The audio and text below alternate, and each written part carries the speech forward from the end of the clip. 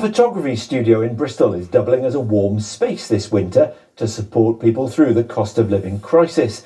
The Darkroom in St Paul's is offering workshops as a way for people to stay warm, meet others and try something new. Jules Hiram reports. As warm spaces go, this is a little bit different. Warm, yes. Brightly lit, well, no. But it is a chance to experiment with some classic photographic techniques.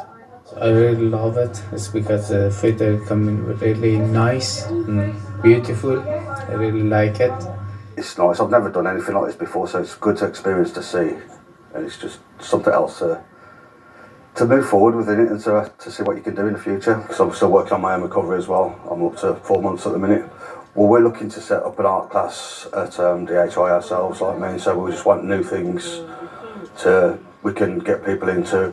It's been a very creative couple of hours, all rounded off with a hot cooked meal and a chance to talk about that shared experience. The thing about community photography is community. It's important. It's a sort of like the social side of photography. It's to do with people coming in, interaction with people and inspiring people. And there's no better way than darkrooms and the magic of photography. There are more darkroom sessions across the winter, and all in all, it's a very warm welcome to photography.